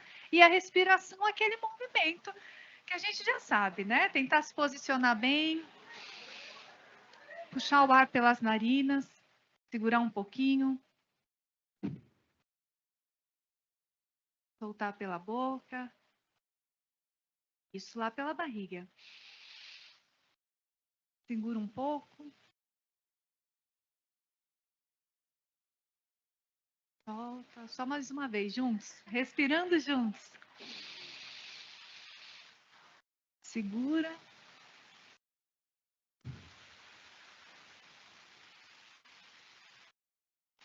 Percebem como o clima muda? Que dirá se a gente faz ali uns 2 minutinhos? E conforme a gente puxa o ar, a gente pode inclusive pensar o que eu quero trazer para dentro. É serenidade, é harmonia, o que eu quero colocar para fora é esse medo, é a raiva. São exercícios simples que estão no nosso dia a dia, mas que às vezes a gente esquece. Então fica esse convite para retomar essa respiração consciente. Obrigada. Obrigada, Nonera. 2 minutinhos bem valiosos para todos. Leila, na visão da enfermagem, quais 3 passos do acolhimento no dia 1º que reduzem ansiedades e atrasos? Então, bom dia a todos. Eu sou enfermeira, aqui estou em casa, eu trabalho na Afvida, dando continuidade aí ao projeto da doutora Nina, tá? Projeto Navegar. Hoje muito se fala de navegação do paciente oncológico, do paciente como um todo. E quando o paciente chega para nós no ambulatório, ele precisa dar continuidade nessa navegação, ele precisa ser cuidado, ele precisa ser olhado. E quando nós falamos de navegação, nós falamos de um cuidado individualizado para o paciente, né? Então, quando esse paciente chega para nós no ambulatório, ele chega com muitas angústias ainda, muitas dores, e isso precisa ser visto, né? Então, falando de 3 passos, assim, é claro que tem muitos passos para o segmento do paciente quando ele chega no ambulatório, né? Mas quando nós falamos de 3 principais passos, eu sempre começo a falar de comunicação, né? Então, nós precisamos também, quando eu falo de comunicação, não é só o profissional sentar ali com o paciente e falar, olha, são várias orientações, agora, a partir de agora, o seu tratamento está marcado para o dia tal, o senhor pode sentir isso, mas e a escuta do paciente, né? Também isso faz parte da comunicação. Eu preciso ouvir o que o paciente tem para me dizer, né? Preciso ouvir o que aquela mulher tem para me falar, né? Validar os sentimentos daquela mulher. Então, o que você está sentindo? Isso é normal você sentir, pode sentir isso, tá tudo bem, nós estamos aqui para te ajudar, né? Eu acho que o segundo passo são informações claras. Então, assim, eu sempre falo que a gente precisa evitar, quando está com um paciente, de usar termos muito técnicos, porque o paciente está ali passando por diversas situações e nós estamos falando, eu nem sei se ela está entendendo realmente o que eu estou falando, né? Então, ser claro o que ela vai fazer de tratamento, quais são os próximos passos, isso precisa estar muito bem esclarecido na cabeça dela. E aí, todas as sessões de quimioterapia, nós validamos essas informações, porque às vezes eu não sei se naquele primeiro momento ela realmente entendeu o que eu quis passar para ela, né? E aí, falando da jornada do paciente, da navegação do paciente, ajudar essa paciente em agendamentos de consulta, agendamentos de exames, pegar realmente na mão dessa paciente e falar, eu estou aqui, eu vou te ajudar, porque a paciente já está passando por um diagnóstico tão difícil, tão complicado, e ainda se preocupa em agendamentos de consulta, agendamentos de exames. Então, a navegação do paciente e os profissionais que estão ali para ajudar estão atuando justamente nisso. E é esse o nosso foco. Muito bom. Alguma dúvida? Então, vamos para o próximo bloco. O bloco 2, falaremos sobre tratamento e rotina. Andréa. 2 ajustes fáceis quanto a náuseas e fadiga. É importante perceber, né, que a náusea impede a gente de comer direito, né, que vai gerar fadiga, né? Então, você vê que está tudo interligado aí, né? E cada um vai ter uma tolerância diferente. Então, uma coisa que a Leila falou de ouvir, né? O que as pessoas têm para falar antes de sair, né, jogando um monte de estratégia, né? Sempre ouvir o que está desconfortável para ela, em que momento do dia ela consegue comer alguma coisa, né? E tentar deixar sempre coisas fáceis e mais palatáveis, né? Uma coisa que ajuda bastante para náusea são os cítricos, né? Colocar uma água com limão favorece muito para a hidratação, né? Fazer um creme leve aí de abóbora, por exemplo, com o gengibre. Então, usar muito gengibre, usar hortelã, os chás ajudam bastante, né? E dar sempre preferência para os alimentos mais secos, né? Evitar muito aqueles ensopados que têm cheiros fortes, que isso vai agravar a náusea, né? Então, ali, um assadinho, um grelhado, evitar as carnes muito pesadas, que também vão agravar a náusea, né? E para a fadiga, isso de tentar fracionar bem a alimentação, tentar organizar os lanches para levar para o trabalho, né? Usar os alimentos que têm uma densidade calórica em volume menor, né? Então, um pouquinho de castanhas, uma banana, usar o mel para complementar a energia dos alimentos, né? E até mesmo o whey protein, que é um que tem sido bastante utilizado agora, dependendo da tolerância de cada um, né? Mas o whey protein ajuda bastante, você pode controlar a dose. Então, a gente sempre vai ouvindo, né, o que o paciente tem para relatar, né? A gente vai controlando a dose, e mesmo questão ao açúcar, né? Coisas muito doces, muito adoçantes. A gente tem o whey protein sem sabor, que é um que eu gosto de usar bastante, que você bate com uma fruta, facilita, né? Outra coisa, aqueles sucos verdes pela manhã, que também ajudam bastante a começar o dia bem, né? Aliviar o enjoo, já ajuda uma hidratação. Então, a gente vai, são algumas, né, ideias para a gente ir ajustando esses sintomas, né? Obrigada, Milé. Daniele, como manter a autoestima com todos os efeitos do tratamento? Queda de cabelo, mastectomia? Nós já tivemos uma aula com o Guilherme agora há pouco, né? Sobre pontos muito importantes, muito pertinentes, mas destaco o quanto é necessário essa mulher se conhecer. Isso também, né? Nós já ouvíamos um pouco antes essa necessidade do autoconhecimento, mas também de se reconhecer. É um outro momento. Não é mais a mesma mulher. Depois que surge um diagnóstico que pode ser tão avassalador, é preciso se reconhecer, se redescobrir, conhecer-se de novo, para daí sim entender, né, onde fica de fato essa autoestima nesse novo lugar. E a partir disso, ir identificando o que é próprio para mim, o que eu gosto. E retomo o que nós já ouvimos, né? Para algumas, usar lenço vai fazer muito sentido, para outras vai ser realmente uma peruca, ou vai ser usar careca. Cada uma vai descobrindo o que faz sentido e poder experimentar é algo também desse momento, não tem uma regra. Talvez um desafio para manter a autoestima nesse momento, Andréa, seja inclusive nós fecharmos um pouco aí os ouvidos, porque a sociedade nos diz que para esse momento é o ideal. Ah, não, para esse momento todas têm que se adaptar com um corte de cabelo curto, ou todas têm que usar lenço, todas têm que usar peruca. Não, cada uma vai se descobrir nesse lugar. E a partir disso, sim, e percebendo onde fica a própria estima em tudo isso. Inclusive reconhecendo que isso não vai ser uma constância. Acho que quando nós falamos de mulheres, não dá para a gente esquecer que é característico nosso passar pelo ciclo menstrual. E que mexe com humor, um monte de coisa, mas vamos ter a questão do humor. Tem momentos que naturalmente, mesmo nós pensando em uma mulher saudável, né, que não está enfrentando nenhuma doença, já vai ter momentos de maior desânimo, em que não se acha tão bonita, que às vezes está ali mais desanimada com a própria imagem. Isso vai fazer parte naturalmente. E convivendo com a doença, com o tratamento, isso também vai surgir. Então, se acolher. Não vai ser possível manter essa constância, e isso vai fazer parte, a gente vai ter essas oscilações, mas dentro dessas oscilações poder se redescobrir e descobrir o que faz sentido para si mesma. Essas trocas, novamente, podem ajudar, trazendo ideias, validando, trazendo esse senso de pertencimento também. Obrigada. Leila, no tratamento e rotina, Quais sinais de alerta pedem serviço imediato e como comunicar bem os sintomas? Pensando na paciente que já iniciou o tratamento, seja ele quimioterápico, seja ele radioterápico, ou até mesmo a paciente que está em tratamento hormonal.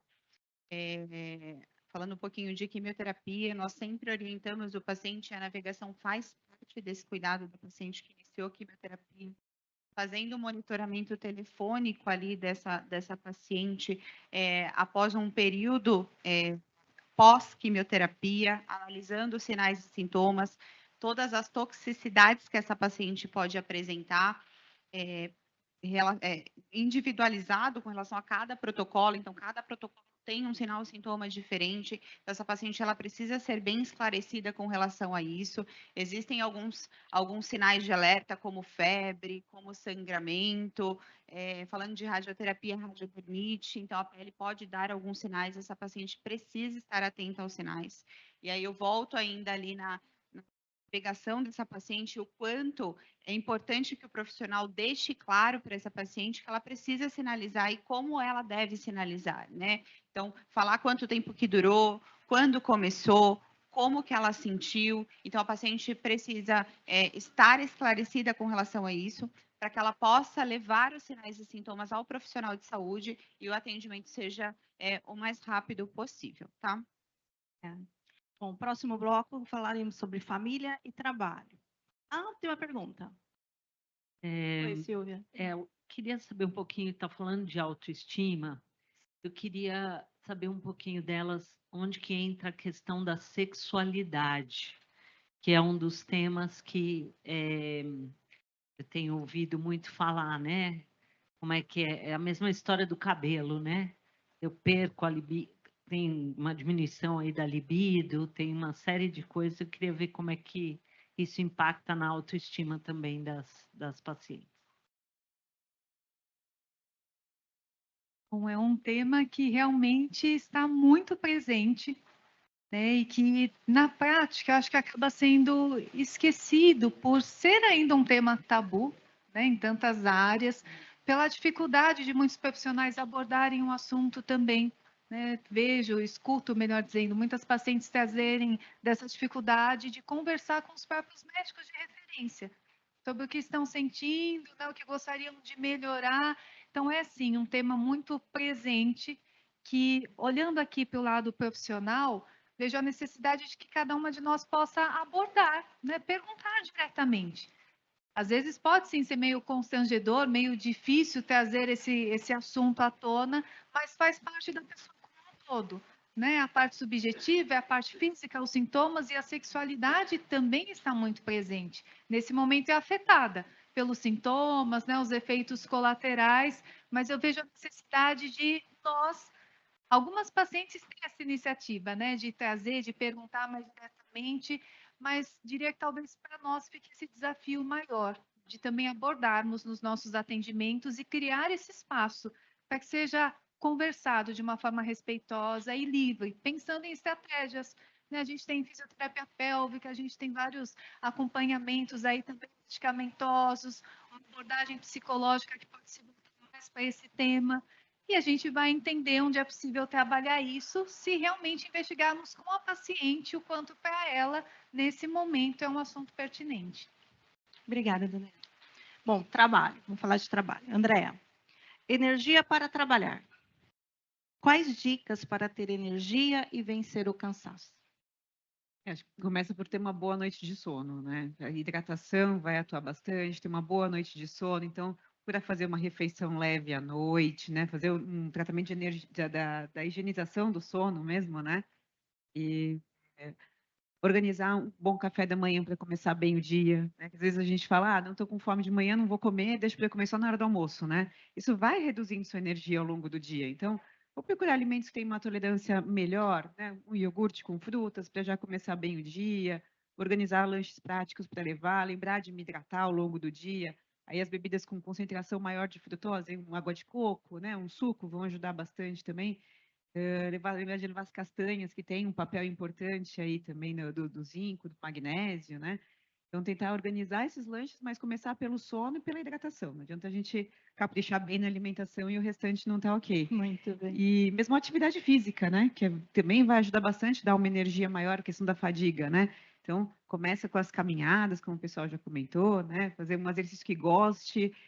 Lembra que o exercício não é só para o corpo, né? Para a cabeça também. Você vai conhecendo pessoas, fazer uma coisa que você goste ajuda bastante a te dar energia também e a seguir com o restante, né? Obrigada. Daniele, como falar no trabalho sobre limites e apoio sem culpa? Acho que vem esse desafio de se preparar para conseguir abordar o assunto, né? E se preparar identificando ali qual é a realidade que a pessoa está vivendo. Então, quais são as limitações da rotina, né? Tem ido todos os dias até o hospital para fazer a rádio, uma vez por semana para fazer a químio. Identificar como é a realidade e as expectativas. Então, antes de tudo, é essa mulher poder se escutar, ela mesma identificar o que ela espera desse trabalho, se ela deseja permanecer, o que ela percebe do ambiente, o que ela gostaria que acontecesse, para que então, nesse preparo, ela possa ter uma conversa franca, dentro dos próprios limites. É importante, sim, que quem está ali acolhendo, trabalhando junto, entenda as limitações da colaboradora, mas talvez ela não se sinta confortável para dizer que ela vai precisar se ausentar, porque depois da quimioterapia vem sintoma de diarreia. É importante ver esses limites, né? O que ela consegue falar. E como isso se torna algo muito pessoal, o espaço ali de psicoterapia vai ser muito oportuno para identificar como essa mulher pode talvez até treinar em como vai ser essa conversa no ambiente, né? E, de novo, as trocas com outras mulheres ajuda bastante a pensar juntas, como alguém que já passou, que está passando por isso, consegue lidar, para que essas estratégias possam ser construídas. Ótimo, Dani. Leila, exemplo de fluxo que acelerou a reabilitação e pode ser replicado. Eu sempre falo que o principal fluxo que acelera a reabilitação da paciente com câncer é a atuação da equipe multi, né?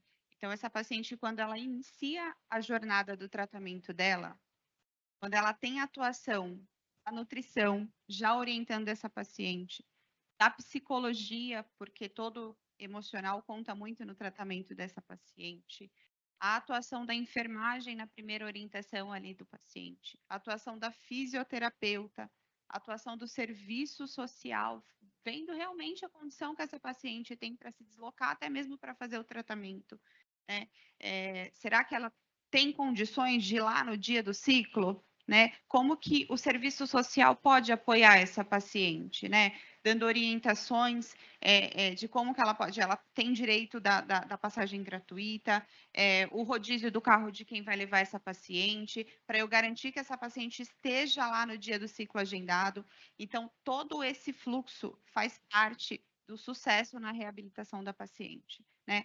Falando de algo mais específico ainda, é a atuação da fisioterapeuta, que eu friso bastante, principalmente nas pacientes que vão para a cirurgia, redução de linfedema, aplicação de taping. Então, eu acho que esse é um fluxo que muitas instituições podem ter, não geram tanto custo assim, e precisa mais da união e da integração da equipe multi para o sucesso no tratamento e reabilitação dessa paciente, com toda certeza. Muito bom. Nosso horário já está acabando, a Cris já levantou a plaquinha. Rapidinho, 30 segundos, meninos, uma mensagem final. A gente tenta pegar a alimentação, a nutrição como uma aliada, né? Ela nutre o corpo também, mas tenta cozinhar com os parentes, né? Fazer uma coisa gostosa. Ela é para ser gostosa também, não é só para ser o combustível. Ela atua como combustível, mas também como uma fonte de prazer, né? Isso é muito importante nessa fase.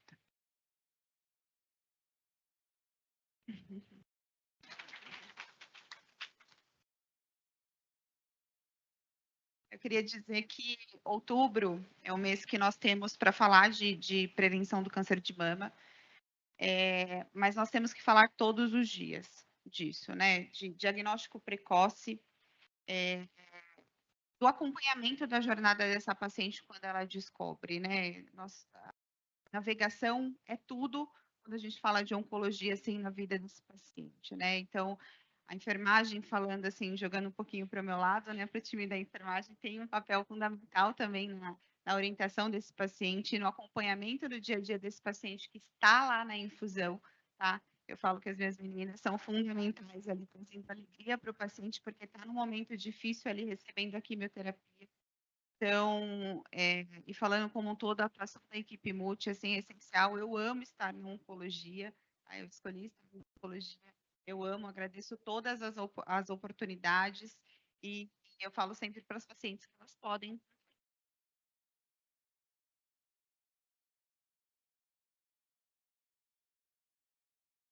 Acho que é importante reforçar o convite para buscarmos informações teóricas, técnicas, nos envolvermos em espaços que, de alguma forma, fomentam esse conhecimento, esse apoio, mas, além de tudo isso, de acolhermos a nossa experiência como uma experiência única.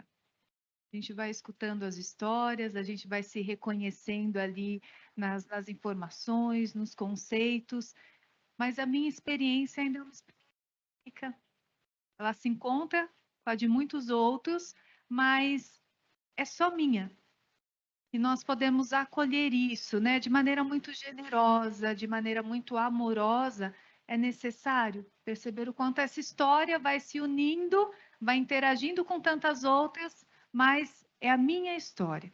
Então, que nós possamos nos acolher nessa experiência tão individual e nos cuidarmos no todo, né? Biopsíquico e espiritualmente, que esse todo possa ser cuidado e contando com todas as pessoas que caminham ao lado. Obrigada. Nossa, agradeço. Tem perguntas? Não? Alguém daqui? A gente tem o privilégio de poder escutá-las e muitas aqui de acessá-las, né? Algumas não. Como que a gente pode dar algumas dicas para pessoas que não têm essa integralidade no tratamento? Se vocês conhecem canais de acesso, algo que quem esteja nos escutando ou vai ver nas nossas redes, fala assim, eu ainda não tenho esse caminho, mas será que eu tenho algum outro? Acho que a gente tem muita informação hoje, né? Que até deixa as pessoas meio perdidas, né? Então, a gente tentar buscar as sociedades, né? Voltadas para isso, os sites específicos das sociedades, né?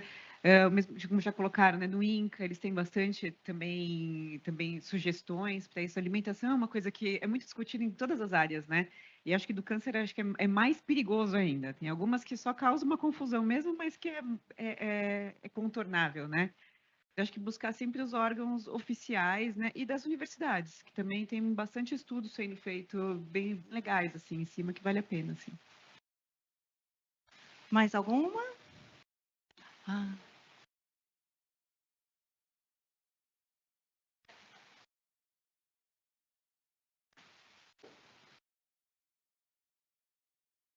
Eu queria só reforçar nessa importância da equipe multi, né?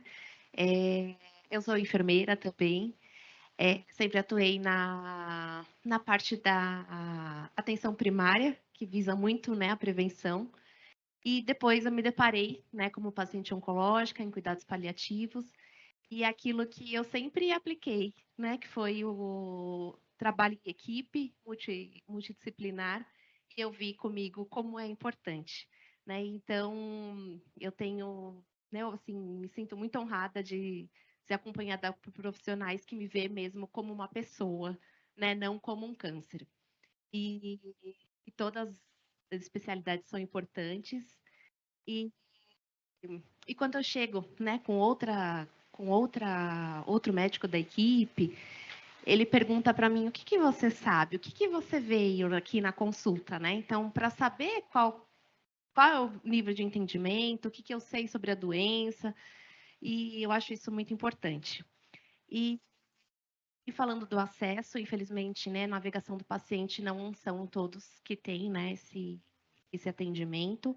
Ele é muito importante. Nós temos alguns serviços públicos de saúde que já têm, né, navegação de paciente, mas não é a realidade de todos.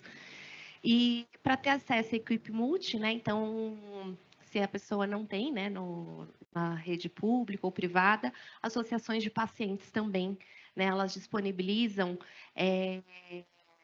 serviço social, psicologia, né, fisioterapia. Eu sou voluntária do Instituto Doses de Amor, né, sou muito feliz de participar do grupo, e lá nós temos, né, canais que a paciente pode acessar, né, um suporte. E nós temos a terça terapêutica, que é com a psicóloga Ana Paula, ela é maravilhosa também, e ela traz vivências assim do dia a dia que ela faz pensar. Então a vozinha dela até me lembra a Dani falando, e ela traz muito isso, né, de você parar para pensar, né, naquelas coisas da cobrança. Então cada atendimento ela traz alguma reflexão para nós. Então só para agradecer, né, toda a equipe de multidisciplinar. Eu também tenho a honra de ter uma doutora Adriana na minha vida, né? Tenho uma doutora Adriana que é minha oncologista também, que olhou para mim, além, né, do câncer, olhou para mim e falou, estou aqui com você, e acho que isso faz toda a diferença. Nós que agradecemos a sua fala. Obrigada. Obrigada. Oi. Chegou para mim também mais uma dica aqui da plataforma Let Me Trial, que tem mais de 225 estudos inovadores no tratamento de câncer e também de câncer de mama, e é gratuito fazer a inscrição. Let Me Trial, que chama. Let Me Try. Muito bom. Bom, então encerramos o nosso painel. Quero agradecer a André, a Daniela e a Leila pelas ricas informações e por contribuir para o nosso evento, que a gente está atingindo, que é cuidar, acolher e sustentar. Muito obrigada, meninas.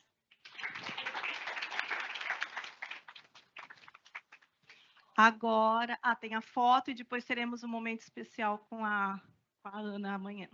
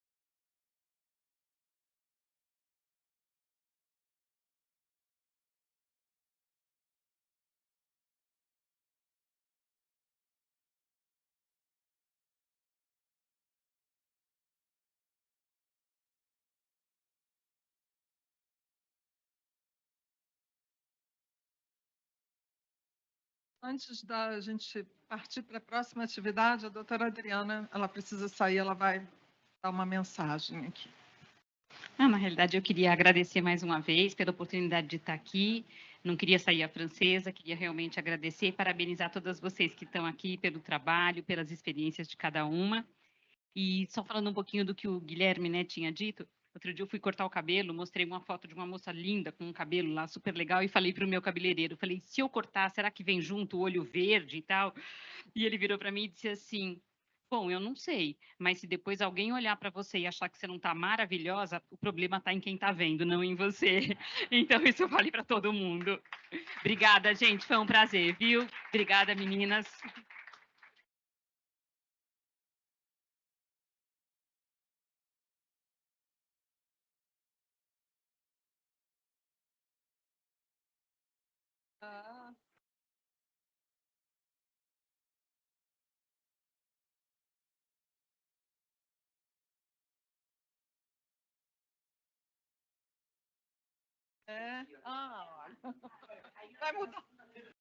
Vai mudar de assunto. Bom, pessoal, nossa, quanto aprendizado hoje, né? É incrível como quando a gente tem realmente o coração e a mente, né, abertos para o aprendizado, a gente não para realmente de conhecer coisas novas que a gente pode aplicar. E eu fiquei assim, vou só compartilhar antes de dar continuidade, eu fiquei com vontade de chorar. Fiquei mesmo, meus olhos, eu falei assim, ai meu Deus, como é que eu vou continuar aqui? E as falas de vocês foram maravilhosas no painel. Obrigada, Adriana, por mediar.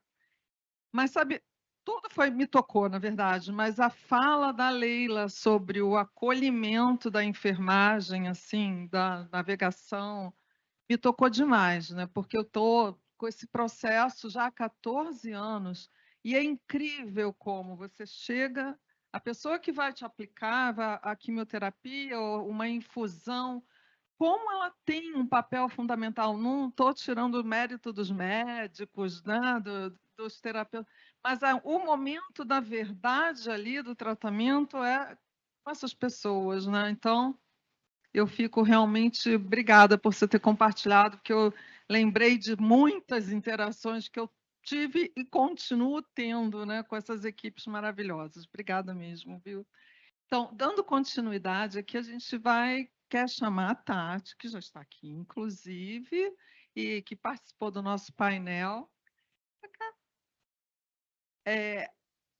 A gente fez uma campanha muito linda, né, de arrecadação de lenços, né? A gente recebeu de algumas empresas que são patrocinadoras e que estão aqui hoje com a gente, a Ideal Work, a Funcional Health e outras, muitas pessoas. A gente divulgou em muitos lugares, a gente arrecadou até bem mais do que a gente imaginava. Então, e vamos hoje fazer uma doação simbólica, porque tem mais desses kits que tem lenços doados para o Instituto Doses de Amor.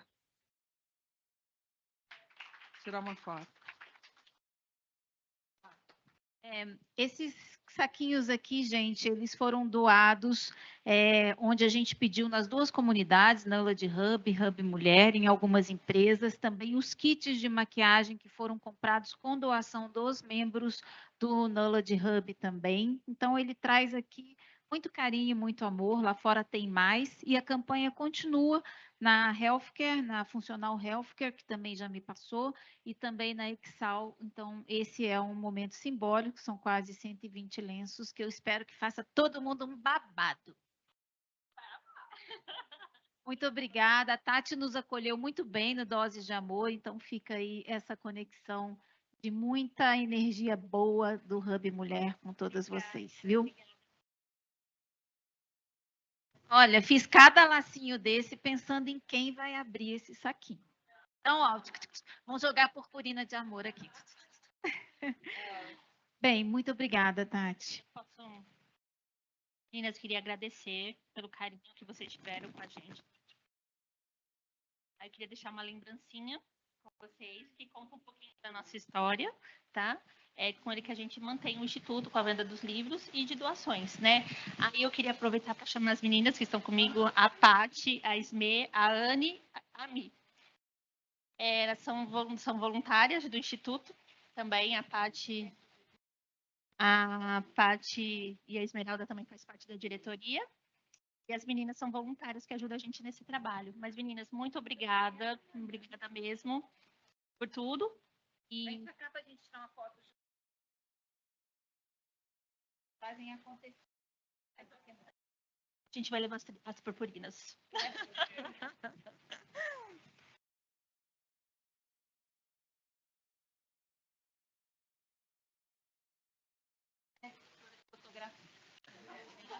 Obrigada. Bem, e eu queria chamar aqui comigo a Ana, a Thaís e a Crista Bolassi. Por que elas estão aqui? Primeiro, eu queria agradecer porque eu fiz um desafio para essas duas, gente. Como elas trabalharam, vocês não têm ideia. Primeiro, isso daqui foi a Sandra que fez, também minha aluna do MIT. Ela é ceramista, é uma aluna que tem autismo, 2 filhos com autismo também, e ela fez com as mãos dela. Esse é o da Sandra e o da Thaís. Não tinha 3, calma. Calma, que a gente está no tempo da Sandra. Mas, para adoçar a vida de vocês, eu sei que você já está com pressa.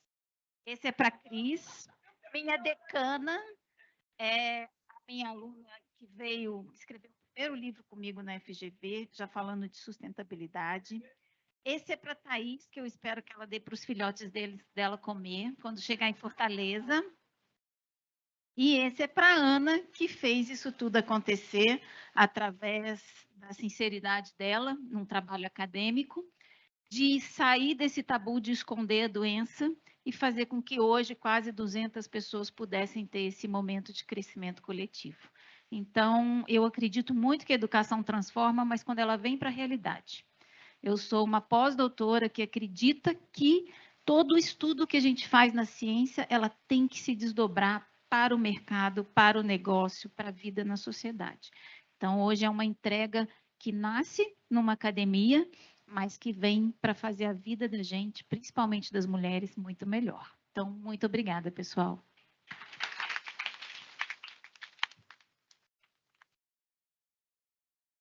Gente, a equipe da App Vida, pessoal de todo mundo, merece nosso beijo. E aqui, para quem está online também, a gente encerra o nosso evento. Eu quero fazer um agradecimento final ao marketing, à Monique, que comprou a ideia junto comigo quando eu falei do Hub Mulher, falei do evento. Ela está aí, isso tem tudo a ver com a missão da App Vida. Vamos abraçar essa ideia, vamos fazer esse evento aqui. Quero agradecer ao Vini, a Georgia e a Bruna, que estão lá em Fortaleza, fizeram o teste ao vivo com a gente, acompanharam o evento todo, as peças. Não, e fizeram as peças todas do evento. E quem participou junto comigo, quem aceitou o convite, a Ju, agradecer a Ana pelo convite.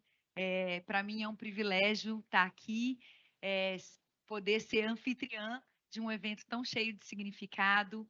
É um prazer. Muito obrigada, gente. Muito obrigada a você por trazer a gente para cá.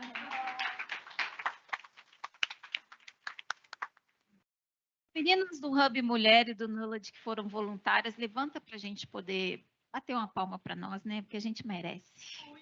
Cadê vocês? Wanda, você também, dona Gabriela. Vamos lá.